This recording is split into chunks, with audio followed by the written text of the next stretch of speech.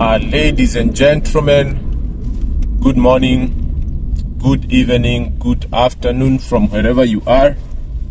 I trust you have had a very nice weekend, and welcome to today, which is a Monday, and we are driving through one of the most expensive suburbs in the city of Nairobi, and this is called Muthaiga Estate. So I'm driving to work.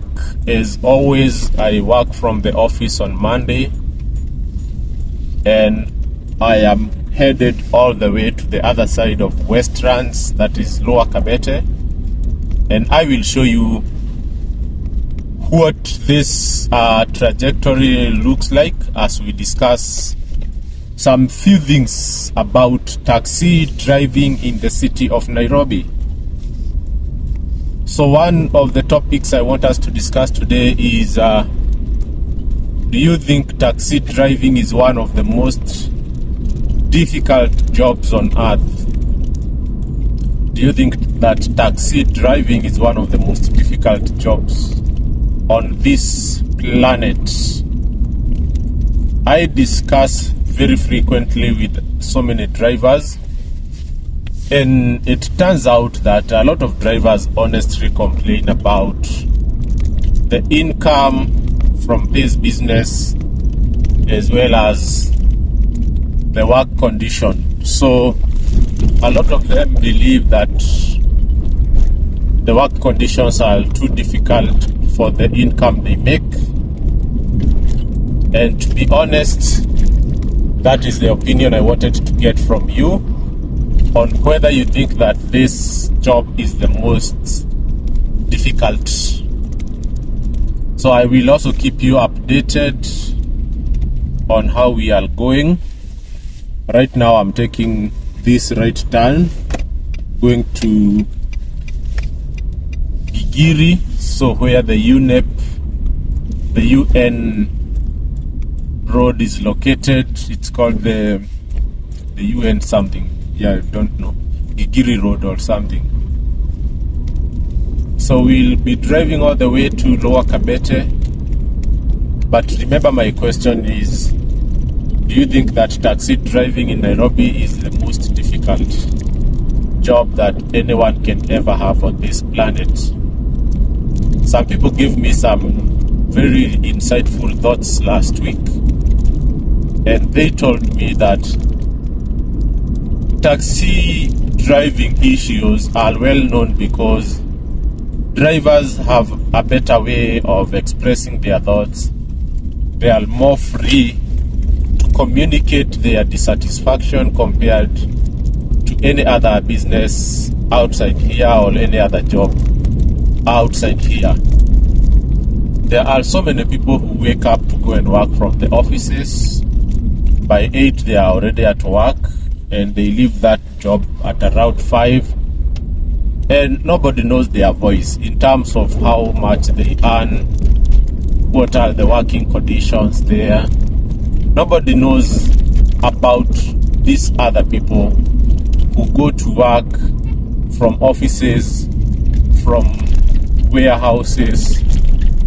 But we are always very vocal or focused on taxi driving because they are free people. Taxi driving is a free industry. You join freely, and you can leave freely when you want. And that is why their issues are known. And given that their issues are known, in my view, it doesn't mean that their issues are the biggest. A lot of people say that they make less than 50,000 per month in formal employments. People who are fully employed, they are paid like 50,000. Then from there, taxation and stuff, and then you can imagine how much is their take home. And there is a survey that was done not long time ago. I actually don't remember the company that did it, but it's one of these survey companies. I think it was how do you call Ipsos? I think it was Ipsos Synovit. So they were saying that less than 5% of Kenyans, they earn less than 100,000 Kenya shillings. Those are people who are employed formally. And when you try to do the math of a taxi driver, you will realize that they are very, very close to that category, because taxi drivers, they take home from anything between 50,000 to 100K. And that depends on the efforts. It also depends on whether the taxi driver is they fully own the car, or they work, they share the income with the car owner, which could definitely reduce the amount of money they take home. But imagining that if you had your own car, you can take home 100,000 Kenya shillings per month. How about that? That makes taxi drivers to fall into the category of the most prestigious earners in Kenya. People earning more than 100K per month are just less than 5%. One thing that every driver must know is that the pricing of these fares in the taxi apps consider that the car is driven by the owner. The aspect of revenue sharing is a discussion between the driver and the car owner. And they are not obligated to price fares based on the fact that there could be intermediaries.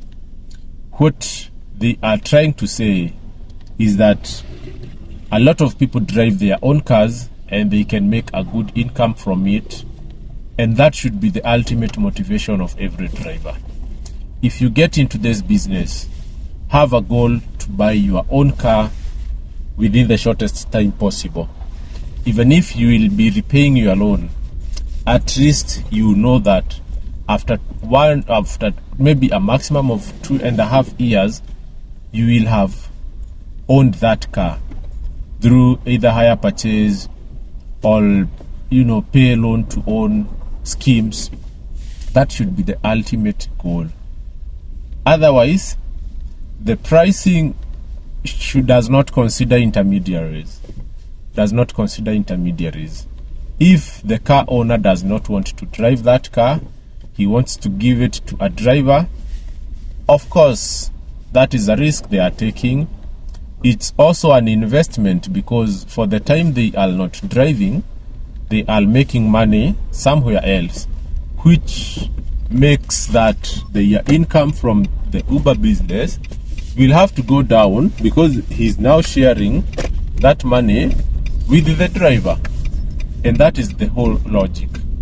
But I want to tell any person who drives their own car to come here and complain about them not making 100,000 per month. If that car is yours, come and tell me how you are not able to make 100,000, and I will challenge you. Let us look at the number of hours you stay online. Let us look at the number of trips you complete. Let us look at the number of days you work, and then we take it from there. Because I believe that anyone who drives their own car, and let's say for instance they have fully paid the loan for that car, then they are able to make 100,000 per month. And that tells you that with 100K per month, even if they just put aside 50K for loan repayment, it means that in a maximum of 1.5 hours, that car will be fully repaid if it was bought on loan, and the car owner will now become the full proprietor of it. Otherwise, let's be into reality with this business. it's not gonna change drastically. Prices will never go up like 2-3 times. It can only go up by maybe 1.5%. The fuel prices will never go down again drastically. They can only go down with like 5 shillings after quite a long time. So I think this industry has arrived at a point of where we can say it's in the maturity stage, and I don't expect really so many things to change. It could stabilize under the current circumstances. So it's now in a situation whereby when you get in there, you better take it the way it is or leave it the way it is, because I don't think that things are gonna change.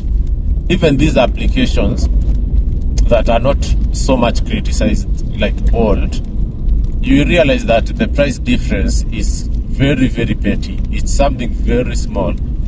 Sometimes actually even Bolt has better prices than all of them. Little cab, how much difference does it have compared to Bolt or Uber? You'll find that they are close to the same amount per trip.